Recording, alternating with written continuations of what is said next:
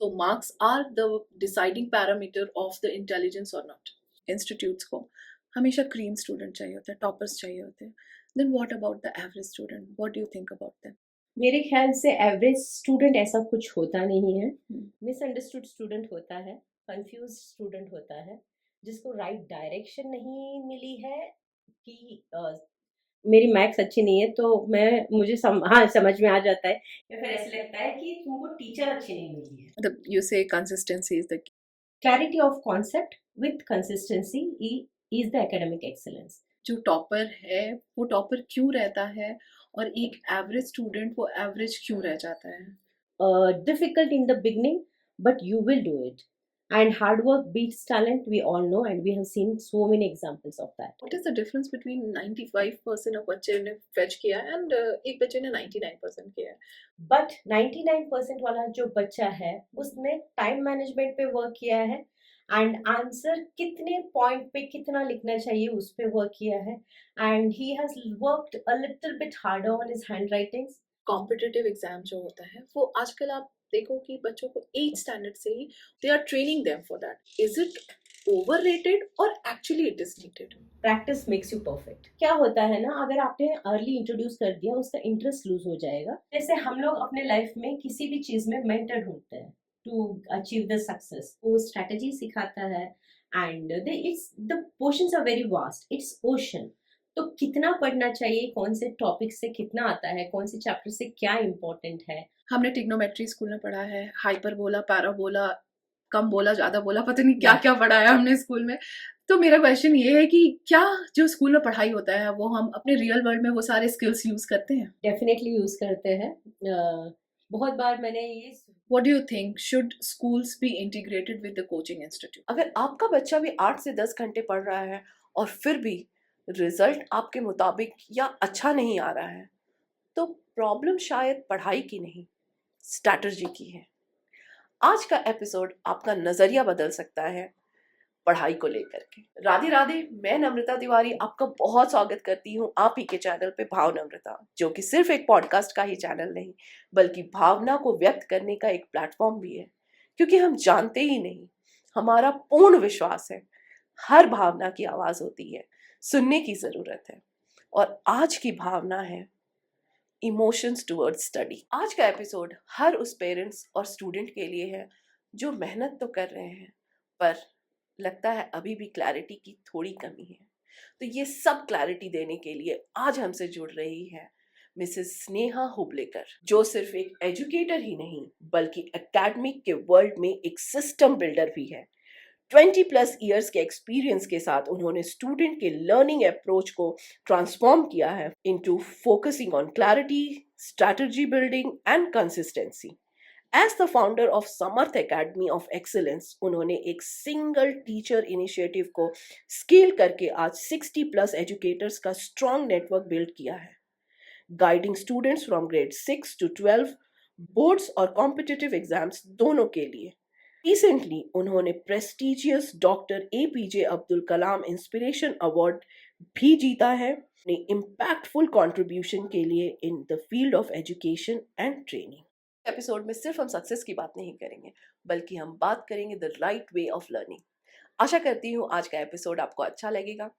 अगर अच्छा लगे तो लाइक ज़रूर कीजिए, अपने फ्रेंड्स और फैमिली के साथ शेयर ज़रूर कीजिए, और अगर अभी तक आपने इस चैनल को सब्सक्राइब नहीं किया है तो सब्सक्राइब कर लें. बेल आइकन भी ज़रूर प्रेस कर दें ताकि हमारे आने वाली वीडियोस की नोटिफिकेशन आपको मिल सके.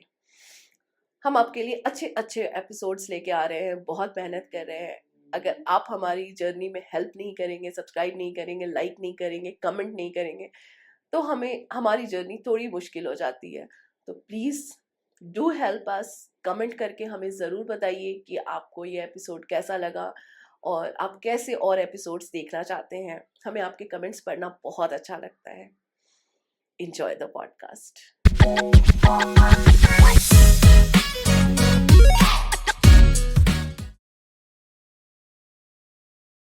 Radhe Radhe Sneha ji, welcome to the podcast and we are very happy to have you here. Thank you so much Namrata for having me here. और मुझे भी अच्छा लग रहा है किसी के साथ बात करने का पढ़ाई के बारे में जो पेरेंट नहीं है. Thank you so much for having me here. It is a pleasure कि आप यहाँ आई। तो स्नेहा जी, पहले आप थोड़ी सी अपनी जर्नी के बारे में बताएंगे हमें, आपने स्टार्ट कैसे किया? हम्म, मेरी जर्नी शुरू हुई जब मैं स्कूल में थी, टीचिंग से। जब मैं स्कूल में थी तब भी मैं अपने चाचा के बेटे को, हम्म, मासी के बच्चों को थोड़ा थोड़ा मैं सिखाया करती थी। तो तभी से मुझे समझ में आया कि मैं अच्छा सिखा सकती हूँ। देन लेटर हुआ ऐसे कि मैंने पोस्ट ग्रेजुएशन किया मैथमेटिक्स में। और मेरी पोस्ट ग्रेजुएशन करने से पहले ही शादी हुई। After my marriage I did my post graduation and then I worked as a engineering college lecturer. So that's how I came into teaching. So 4 to 5 years I taught in engineering college. Then it was in Mumbai. It was in Sardar Patel College of Engineering. तो journey वहाँ से शुरू हुई teaching की। और ऐसा हुआ कि हम शिफ्ट हुए बैंगलोर में 2005 में। तब मेरे बच्चे भी छोटे थे। तो मुझे ऐसा था कि मुझे कुछ ना कुछ करना ही है, मैं बैठ नहीं सकती घर पे। और जैसे मुझे पता था कि मैं पढ़ा सकती हूँ, मैंने सोचा आसपास के बच्चों को मैं पढ़ा लेती हूँ। फिर एडवर्टाइज किया तो आए एक दो तीन। फिर वो ग्रोथ का माइंडसेट वहाँ से शुरू हुआ। Then I started also going to home for home tuitions, क्योंकि मुझे पूरा एरिया कवर करना था, कि ताकि ज़्यादा बच्चे घर पे आए। देन जब मैंने शुरू किया तो ऐसा हुआ कि बहुत सारे बच्चों ने फर्स्ट ईयर में ही 100 आउट ऑफ 100 लिया मैथ्स में। That's great. Yes, I am a post graduate in mathematics and उन सबको 100 आउट ऑफ 100 मिला। तो नेक्स्ट ईयर उनको मेरे घर आना ही था। तो ये घर की जर्नी चली 1-2 साल। ऐसा हुआ कि बेडरूम में भी बच्चे बैठे हैं, बाहर भी बैठे हैं, डाइनिंग पे भी बच्चे बैठे हैं। Then I was forced to open a coaching centre. Then that's how it grew. Wow. Yeah so Samarth academy का मतलब आपने जब स्टार्ट किया तो means what was your vision? to be very honest, I didn't start it with any vision. I just started it to help children. क्योंकि मुझे ऐसे लगता है जब भी मैथ की बात आती है तो सब बोलते हैं कि I fear math, I don't like math. मुझे उन सेंटेंस मुझे जमता नहीं है। कोई भी बोलता है कि अगर मेरी मैथ्स अच्छी नहीं है तो हाँ समझ में आ जाता है, या फिर ऐसे लगता है कि तुमको टीचर अच्छी नहीं मिली है। So right. It all depends on the teacher who taught you. अगर आपको अच्छी टीचर मिल जाए टाइम पे और आपको समझ आ जाए उस टाइम पे जब आप ग्रो कर रहे होते हो, तो then I think maths is for everyone. It's just your perspective of taking it. So everyone can learn math if you try, if you have a good teacher. और अपने सबकॉन्शियस में डालो मत कि मैथ्स डिफिकल्ट है या कुछ। Try करो, be open to learning, and definitely math is for everyone. Wow, that's good. वो जैसे बोलते हैं ना कि there is never a bad student, there is a bad teacher. तो आप इसी से इनको ज्यादा बिलीव करती हैं? हाँ, बैड टीचर भी नहीं बोल सकते। आपकी केमिस्ट्री उस टीचर से जमी नहीं, मैच नहीं हुई। मैच नहीं हुई, क्योंकि हर एक बच्चा अलग होता है और हर एक टीचर अलग होता है। सो जब केमिस्ट्री दोनों की मिल जाती है and when you start liking your teacher, you start understanding what she is teaching, then you will excel in the subject. That's how we also work. हम लोग बच्चों की और टीचर की केमिस्ट्री पहले मैच करते हैं, क्योंकि आजकल see every teacher knows the concept very well, but it's very important that the chemistry between the teacher and the student has to match. The student has to like the teacher, then the learning starts. Right. हाँ, ऐसा होता है कि अगर आपको जो subject की teacher पसंद नहीं होती ना, वो सब्जेक्ट ही पसंद आना पसंद बंद हो नहीं है, जाता है। हाँ. ये बचपन में बहुत हुआ वो है। मिस्ट्री बन जाता है फिर. हाँ, राइट। एकेडमिक एक्सीलेंस का आपके दिमाग में क्या डेफिनेशन है? Academic excellence, I will not say about it is totally about marks. Academic excellence होता है जब आपके concepts clear है, आपको समझ आ रहा है कि आप क्या पढ़ रहे हो. Your concepts are very very clear. What you are reading, whatever you are learning, you are understanding the concepts. Then you are consistent about it. You are revising timely, and then if you are consistently doing the efforts in learning and understanding the concept, that itself is academic excellence. And marks all depends on how you perform in the exams. उसके लिए अलग strategy लगती है. But academic excellence is you have to understand the subject and you have to be consistent with the learning and revising. That is academic excellence. Put your efforts. The Right. efforts matter. You have to be consistent at work. Right. मतलब you say consistency is the key. Clarity of concept with consistency is the academic excellence. जितना भी हाँ। समझ आ रहा है उस पे consistent रहिए, फिर आगे तो अच्छे मार्क्स आ ही जाएंगे. जैसे आप जानती हैं कि हर कोचिंग इंस्टीट्यूट्स को हमेशा क्रीम स्टूडेंट चाहिए होते हैं, टॉपर्स चाहिए होते हैं. Then what about the average student? What do you think about them? Definitely, you said it very right, Namrita. Always the cream students get the attention. So every school, every coaching center, they take the cream students, they work on them, and then they get the good results. तो इसमें कोई बड़ी बात नहीं है कि आप cream students को लेके अपने मार्क्स ला रहे हो और दिखा रहे हो कि आप बहुत अच्छे स्कूल या कोचिंग सेंटर हो, तो ये तो हर कोई कर सकता है. But average students, actually average student ऐसा कोई होता नहीं है. मेरे ख्याल से एवरेज स्टूडेंट ऐसा कुछ होता नहीं है. मिसअंडरस्टूड स्टूडेंट होता है, कंफ्यूज स्टूडेंट होता है, जिसको राइट डायरेक्शन नहीं मिली है कि या फिर उसको समझ नहीं आ रहा है कि वो क्या पढ़ रहा है, वो कंफ्यूज है, ऐसे टीचर नहीं मिली है जो उसको समझा पाई है. और it is our duty as a teacher to look at his potential and work on the potential. Also there are various learning style. किसी का ऑडिटरी लर्निंग होता है, किसी का काइनेस्थेटिक लर्निंग होता है, कोई सुन के, और किसी का विजुअल लर्निंग होता है. So if he has been taught in a proper way, guided in a proper way. I have seen so many students in my center itself जो आज बहुत बड़ा कर चुके हैं और बहुत नाम कर चुके हैं, जबकि उनके खुद के पेरेंट्स को उनमें बिलीव नहीं था, and we believed in them, and the same belief we showed them that they can do. And 2-3 बार जब उन्होंने कर लिया तो उनको लगा कि I am much capable of that. तो ऐसे तो बहुत सारे एग्जाम्पल थे. जब मैं अपने घर पे ट्यूशंस लेती थी तो I still remember a student who was sleeping. तो मैं उसको बोलती थी, भाई उठ जा, क्लास चल रहा है, तो वो सोते रहता था. अभी तो वो अब्रॉड में किसी बड़े कंपनी में मैनेजर है. It took me 2 to 3 months to build that self confidence and show him that he can do. But वो हो गया. तो average students are not really average. If we work on them with the right guidance and build the self belief, they will perform and they will achieve their goals. Wow. फिर भी coaching institute, school, आप हर जगह देखोगे ना, एक biasness रहता ही है toppers की तरफ. हाँ, नहीं रहना चाहिए. एक सैड रियलिटी है जो हर जगह चल रहा है, बट वो नहीं होना चाहिए. You just once believe in them and show them that they will do wonders. And I have been doing it for 20 years and I have so many success stories and I love doing this.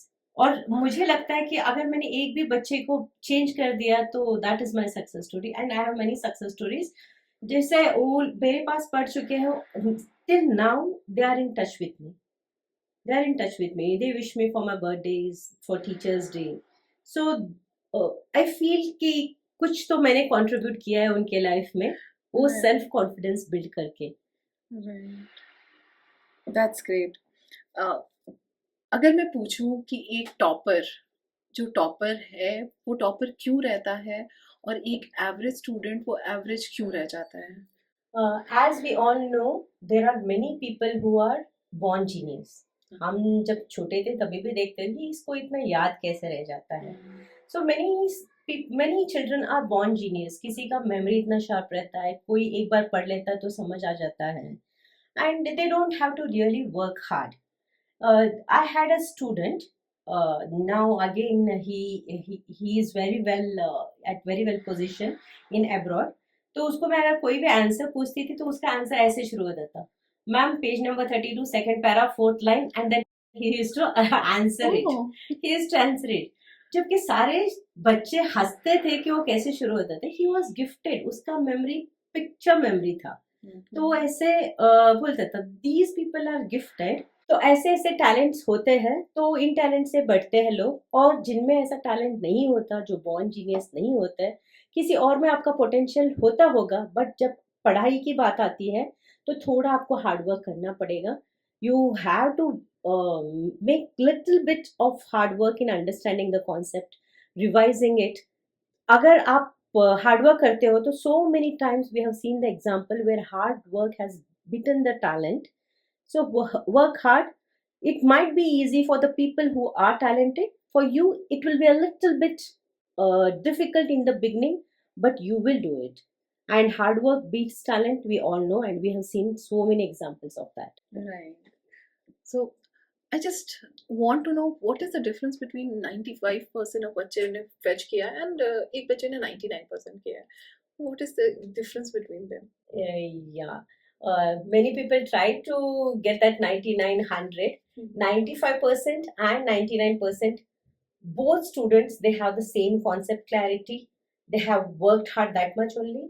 But 99% वाला जो बच्चा है उसने time management पे work किया है and answer कितने point पे कितना लिखना चाहिए उस पे वर्क किया है and he has worked a little bit harder on his hand writings.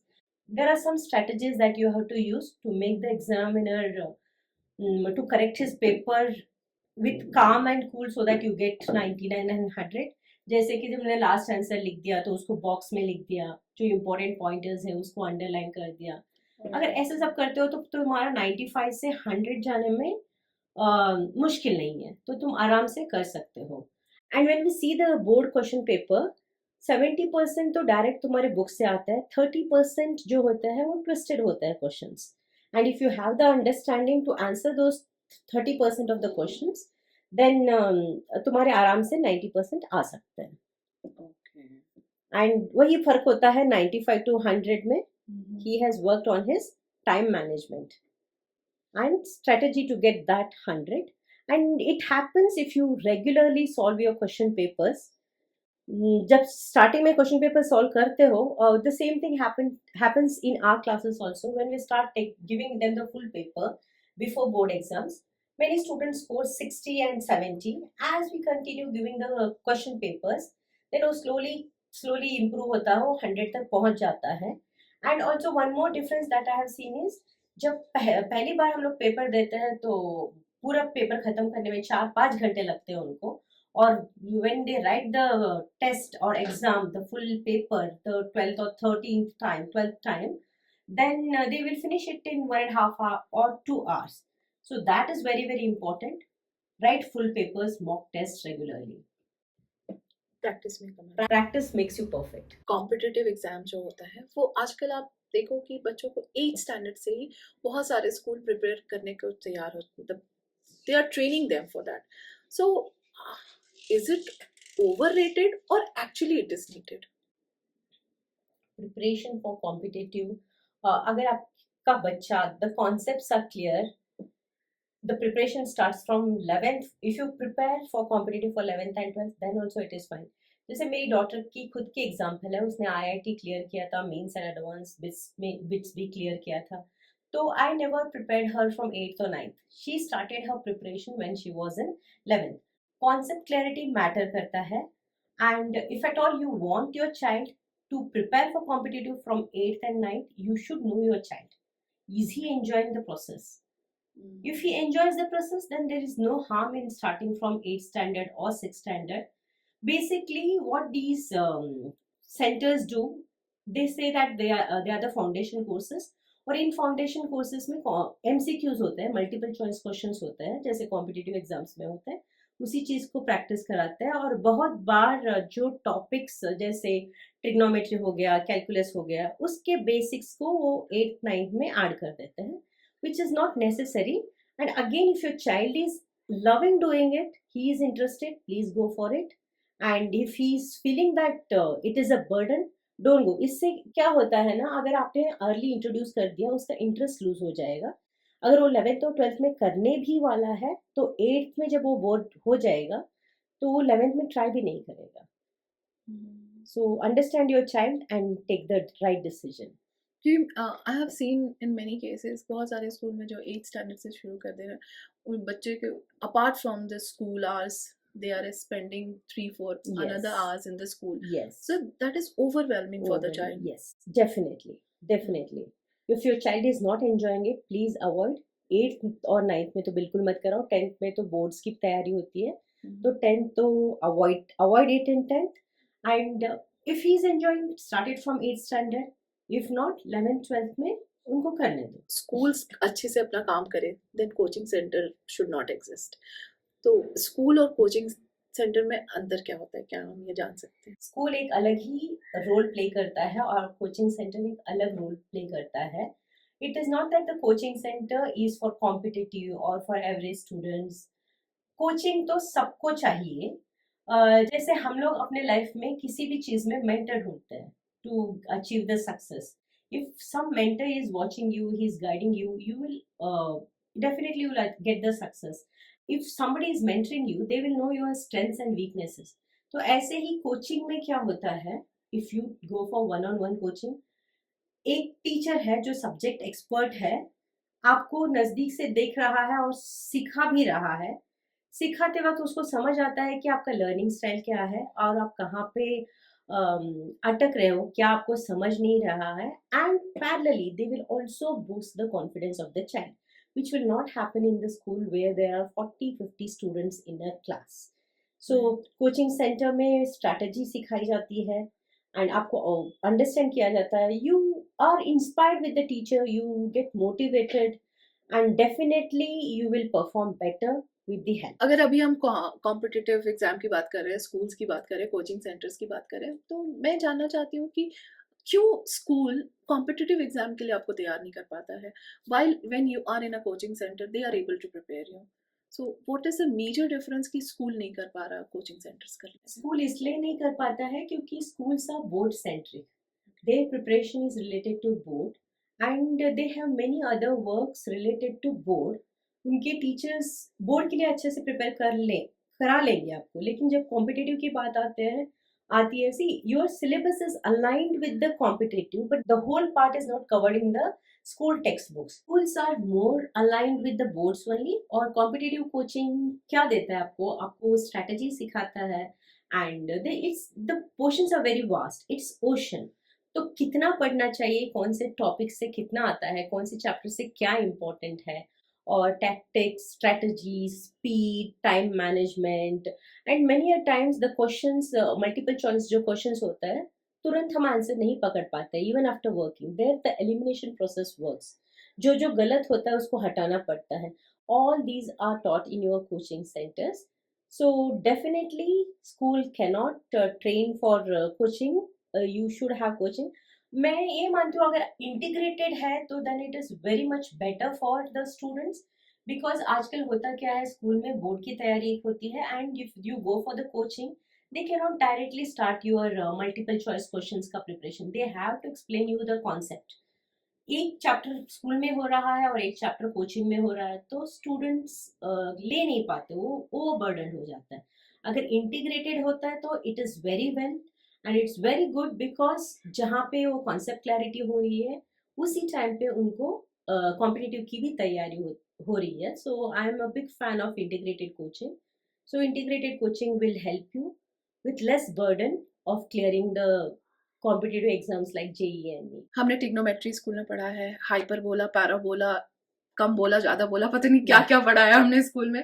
तो मेरा क्वेश्चन ये है कि क्या जो स्कूल में पढ़ाई होता है वो हम अपने रियल वर्ल्ड में वो सारे स्किल्स यूज करते हैं? डेफिनेटली यूज करते हैं।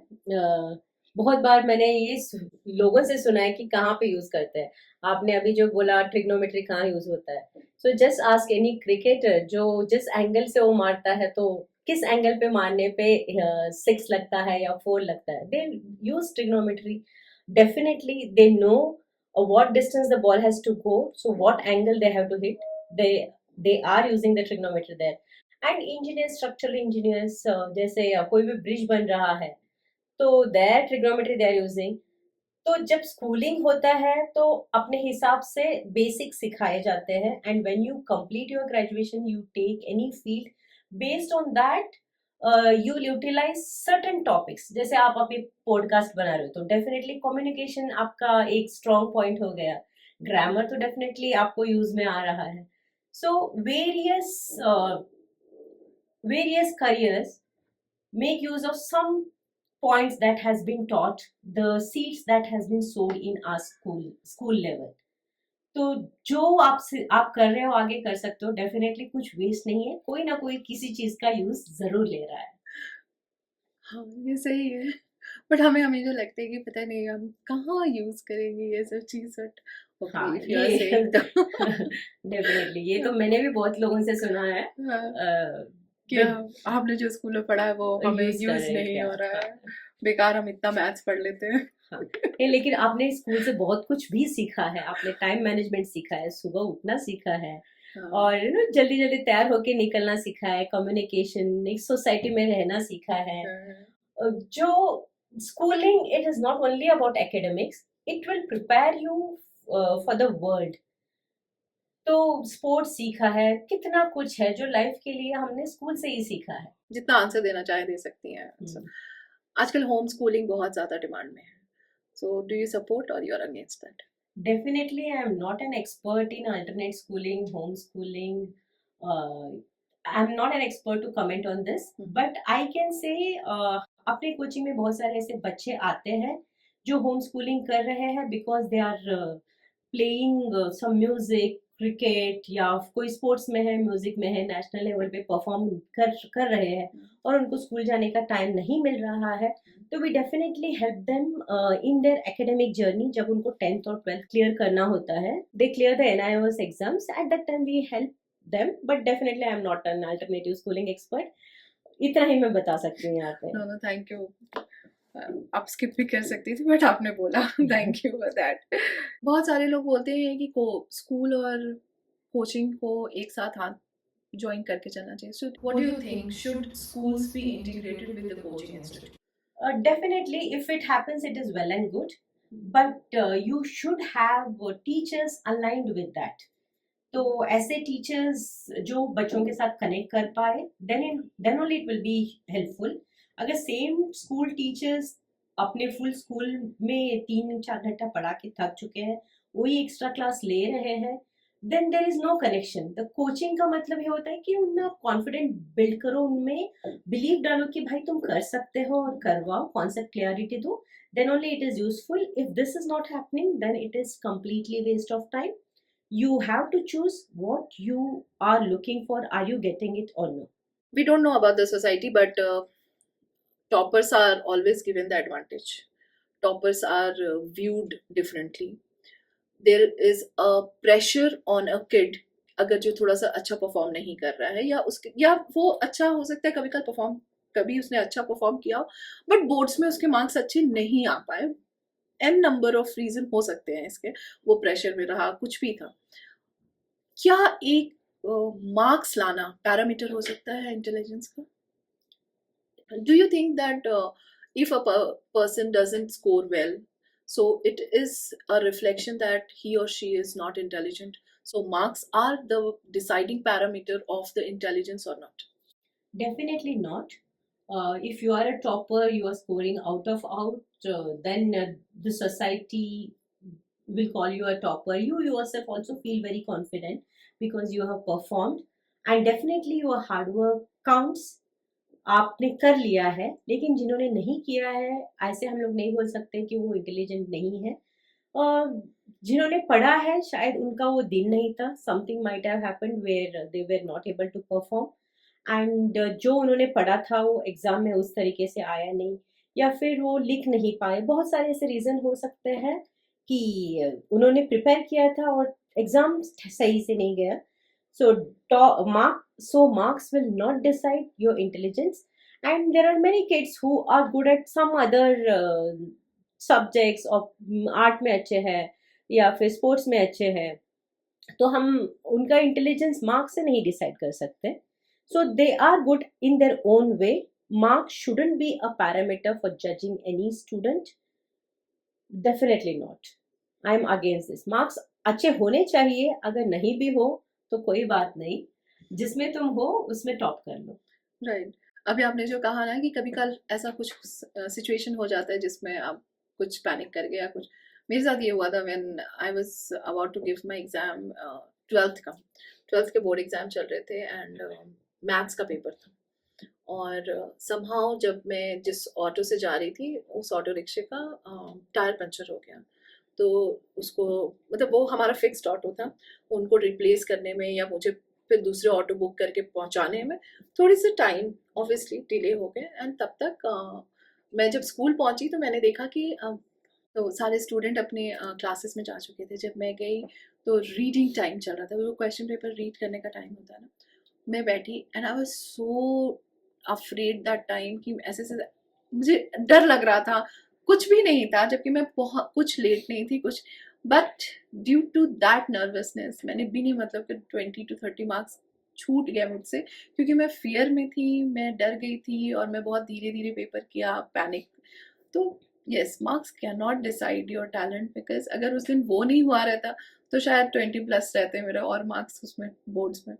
तो या कुछ भी हो डेफिनेटली, सकता है। हाँ डेफिनेटली। मैं यहाँ पे और एक ऐड करना चाहूंगी, बहुत बार ऐसे होता है कि students before solving a math question या कुछ भी करने से पहले पेंसिल से लिखते हैं, और वो आंसर जब सही आए तो वो पेन से लिखेंगे ऐसे सोच के लिखते हैं, लेकिन जब पेंसिल से लिखते हैं तो वो टाइम अप हो जाता है।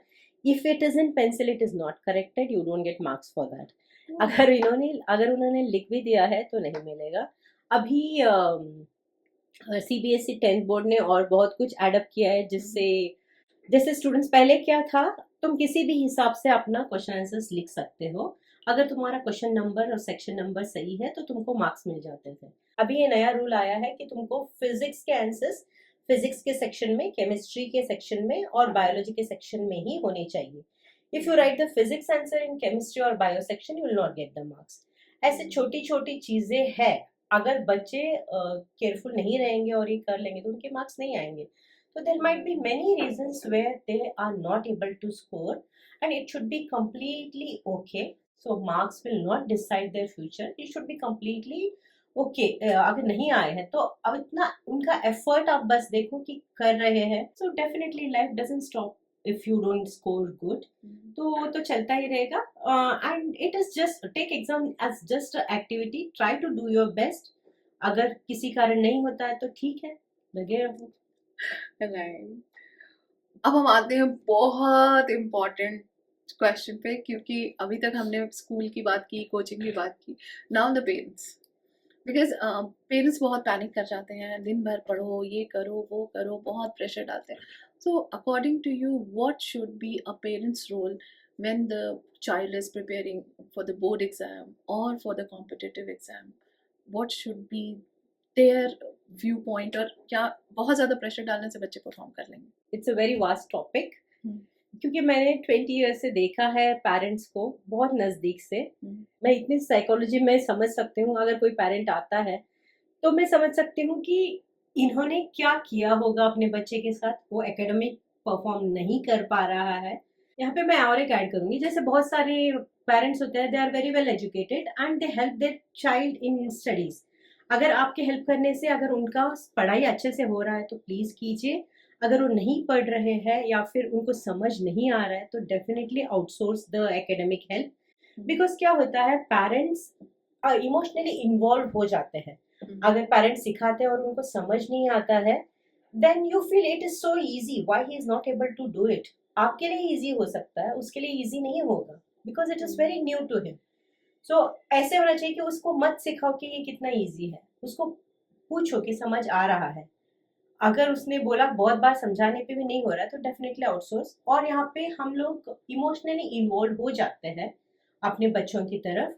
If he is not performing, if he is not understanding, जब भी आप उसको देखो तो ये दिमाग में रहेगा कि इसको इतनी से बात समझ में नहीं आती, इतना छोटा टॉपिक समझ में नहीं आया।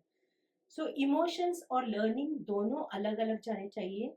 If you cannot teach your child emotionally separate होकर, अगर उसको सिखा नहीं पा रहे हो, या फिर आपकी पढ़ाई या फिर आप उसको सिखा रहे हो और वो हेल्प नहीं कर रहा है, तो outsource it. This is one point.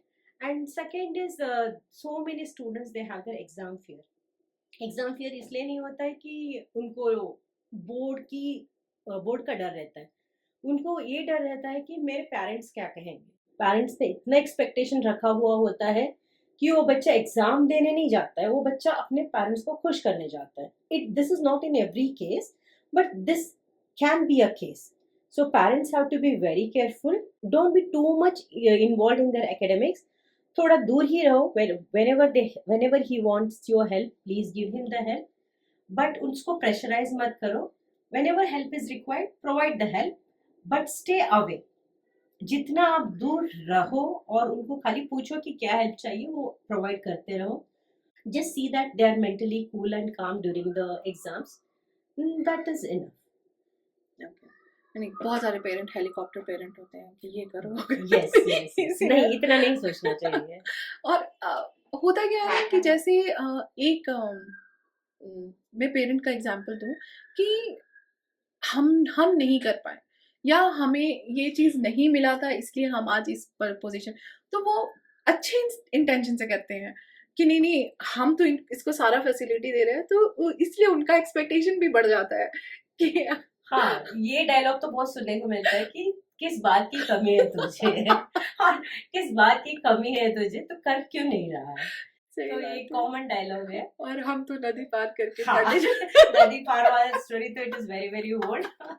और I know. स्ट्रीट लाइट के नीचे भी करने वाला बच्चा स्ट्रीट लाइट Street के light नीचे के भी नीचे। पढ़ लेता है। नो सी, इससे मुझे एक जोक याद आ गया कि आजकल बहुत दिखाते हैं ना कि ऑटो वाले के बच्चे ने ये क्लियर हाँ कर लिया, राइट टॉप कर राइट लिया. राइट तो मैं उनको बोलती हूँ कि उसको मोबाइल देके देखो क्या वो कर पाता है. डिस्ट्रैक्शन नहीं है उसकी लाइफ उसकी लाइफ में डिस्ट्रैक्शन नहीं है. See, you are providing him everything that also can be a distraction. This is our lifestyle. We are staying in that way. So, उस वजह से उसको वो मेहनत करने का जज्बा नहीं आता है. वो करने Right. See, if you want to do something, you will definitely do it. जैसे हम भी बच्चे थे तो we didn't had any other choice. अगर हम पढ़ नहीं अगर हमने पढ़ाई नहीं की होती, तो डिग्री नहीं किया होता, तो we didn't had any other choice to do something in life. तो this was the way of life. अभी उनके लिए वो नहीं है, रोटी कपड़ा मकान जरूरत नहीं है उनकी, तो सब कुछ उनके पास है. तो एक जिल होना चाहिए जिसके लिए वो कर रहे हैं. So let them do if they are doing. थोड़ा मोटिवेट करो. अगर नहीं हो रहा है तो उनको बहुत फोर्स मत करो, उनके हिसाब से वो लोग कर लेंगे. एंड ऑल्सो मुझे ये भी सुनने को मिलता है कि कोई पेरेंट्स नीट की तैयारी 6 से कर रहा है, 7 से करवा रहा है, और कोई पेरेंट ना बिल्कुल जैसे आपने वो बोला ना अनस्कूलिंग होम स्कूलिंग का. सो मैं ये बताना चाहूंगी इधर कि as a parent you see them, you are looking at them 24/7. वो आपके सामने पल रहा है. You have to understand their potential and decide what is good for them based on their potential. अगर वो कॉम्पिटिटिव कोचिंग के लायक नहीं है तो प्लीज अगर नहीं ले पा रहा है तो उसको मत ले जाइए. अगर वो कहीं पे बोल रहा है कि मेरा इसमें मन नहीं लग रहा है, मुझे कुछ और करना है, तो डेफिनेटली उसको कुछ और करना है. एंड अगर वो कोई बच्चा जाना चाहता है स्कूल और वो कॉम्पिटिटिव करना चाहता है तो करा दीजिए. नो पेरेंट इज राइट और wrong here. Every parent has to decide based on the potential and capability of their children. तो बिल्कुल साथ में चलना चाहिए. पेरेंट्स और बच्चे अलग नहीं होने चाहिए. जो पेरेंट्स सोचता है बच्चों की सोच वही होनी चाहिए. तो कभी कभी बच्चे थोड़े हो जाते हैं, नहीं मानते हैं, बट आपको लगता है कि वो उसमें पोटेंशियल है, कर लेगा, तो उसको मोटिवेट करो. अगर हो ही नहीं रहा है तो छोड़ दो. Yes, definitely there is something good for him, तो छोड़ दो. इतना फोर्स मत करो. कुछ ना कुछ तो कर ही लेगा. कर ही लेगा, और कुछ ना कुछ कर ही लेगा, इसलिए पूरा भी मत छोड़ो. हाँ.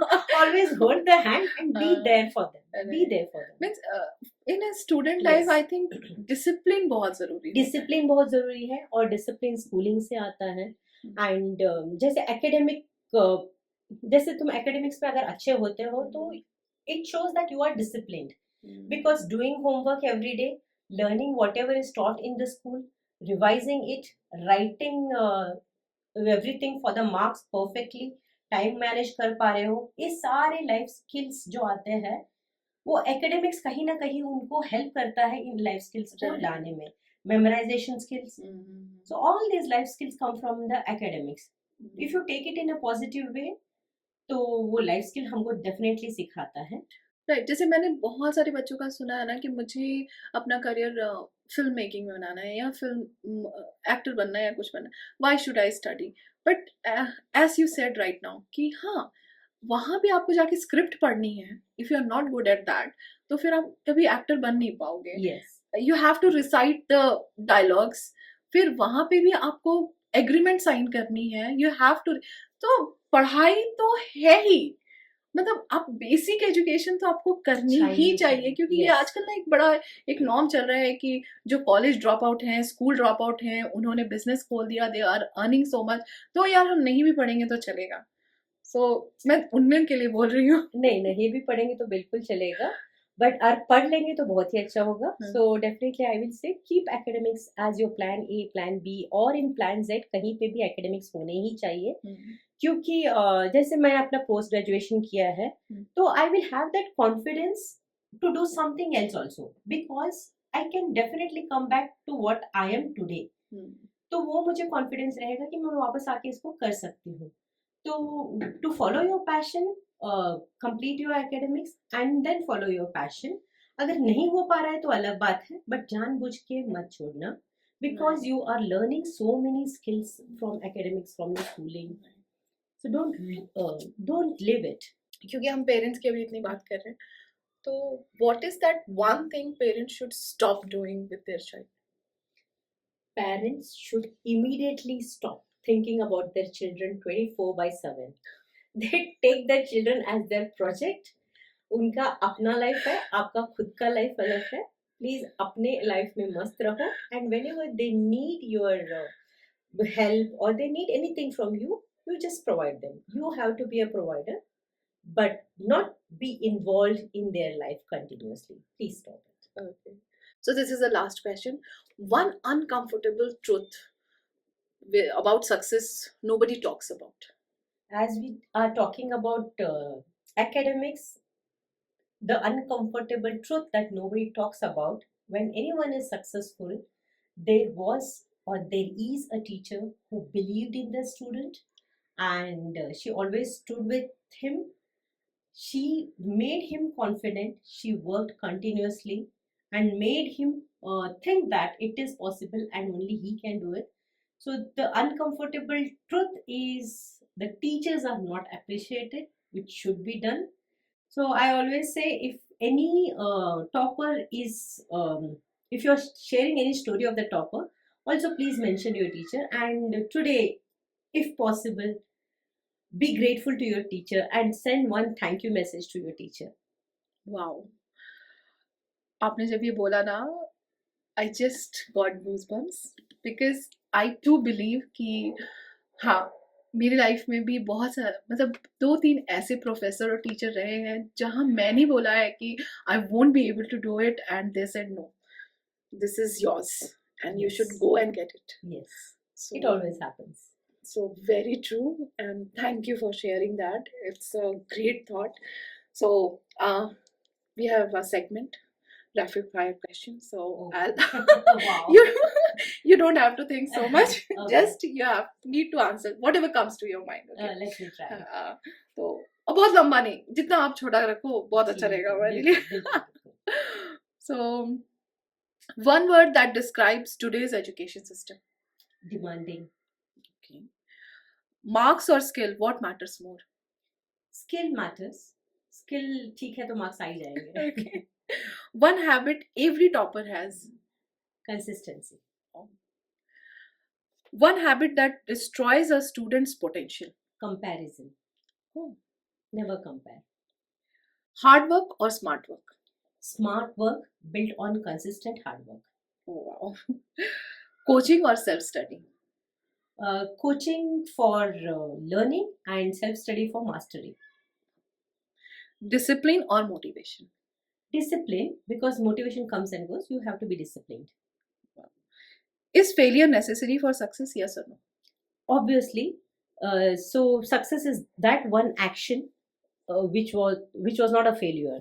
So Okay. failure teaches you many things that success will hide. Okay. One myth about toppers. They are intelligent.